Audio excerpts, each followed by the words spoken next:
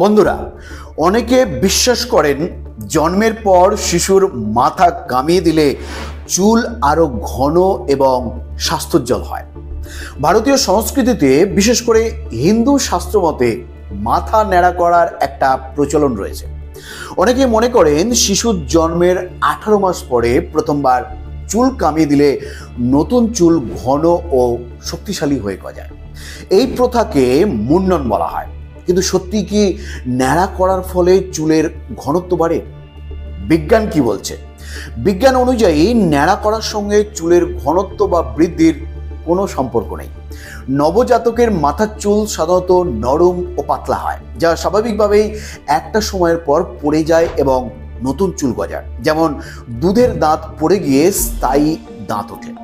মানুষের মাথায় কত চুল থাকবে, তার গঠন কেমন হবে, তা মূলত নির্ভর করে চুলের ফলিকলের সংখ্যা ও গঠনের উপর।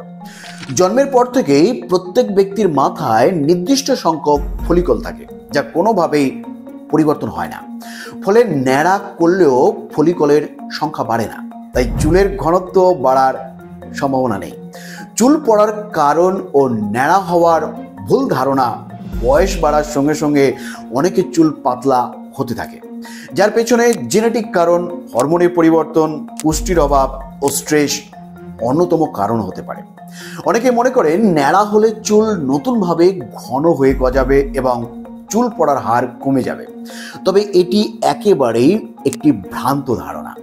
একটি গবেষণা পামমেড সেন্ট্রালে প্রকাশিত হয়েছে, যেখানে বলা হয়েছে ন্যাড়া হওয়ার পর নতুন চুল গজালে তা দেখতে সাময়িকভাবে ঘন মনে হতে পারে, বিশেষত যখন চুল ছোট থাকে, কারণ চুলের আগা একেবারেই সরু হয়। কিন্তু যখন তা কাটার ফলে ছোট হয়ে যায় তখন চুল মোটা বলে মনে হয়। তবে চুল যত বড় হতে থাকে আসল সত্য প্রকাশ পায়। চুলের ঘনত্ব আসলে আগের মতোই থাকে। এছাড়াও সময়ের সঙ্গে চুলের ফলিকল সংকুচিত হয়ে যেতে পারে এবং একবার যদি তা শুকিয়ে যায় তবে নতুন চুল গজানোর সম্ভাবনা কমে যায়। তাই ন্যাড়া করা চুলের ঘনত্ব বাড়ায়, এই ধারণা একেবারেই ভিত্তিহীন এবং বিজ্ঞানহীন। ন্যাড়া হওয়ার সুবিধা ও অসুবিধা: ন্যাড়া হওয়ার কিছু সাময়িক সুবিধা রয়েছে। যাদের চুল পড়ার সমস্যা রয়েছে তারা ন্যাড়া হলে কিছু সময়ের জন্য চুল পড়ার সমস্যা থেকে মুক্ত থাকতে পারে, কারণ নতুন চুল তুলনামূলকভাবে কিছুটা দেরিতে পড়ে। তবে এটি কোনো স্থায়ী সমাধান নয়। অন্যদিকে ন্যাড়া হলে মাথার ত্বক শুষ্ক হয়ে যেতে পারে এবং অতিরিক্ত রোদ লাগলে সানবার্ন বা ত্বকের সমস্যা হতে পারে।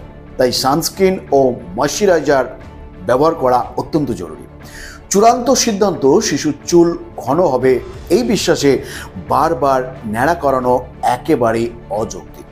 চুলের গঠন ও ঘনত্ব নির্ভর করে জিনগত বৈশিষ্ট্য ও ফলিকলের উপর, ন্যাড়া হওয়ার উপরে নয়। ন্যাড়া হওয়ার ফলে চুল সাময়িকভাবে মোটা মনে হতে পারে, কিন্তু বাস্তবে চুলের ঘনত্ব একটুও বাড়ে না। তাই ভালো চুলের আশায় শিশুকে বারবার ন্যাড়া করানোর কোনো বৈজ্ঞানিক ভিত্তি নেই, বরং স্বাস্থ্যকর চুলের জন্য সঠিক পুষ্টি, পর্যাপ্ত হাইড্রেশন এবং ভালো চুলের যত্নের অভ্যেস গড়ে তোলা অত্যন্ত জরুরি। সব বন্ধুরা, এই ছিল আজকের পরিবেশন। আজকের ভিডিওটি ভালো লাগলে অবশ্যই একটি লাইক করবেন এবং এই গুরুত্বপূর্ণ তথ্যটি যাতে সবাই জানতে পারে আপনার পরিচিতদের মধ্যে অবশ্যই শেয়ার করবেন। ভালো থাকবেন, সুস্থ থাকবেন। ধন্যবাদ।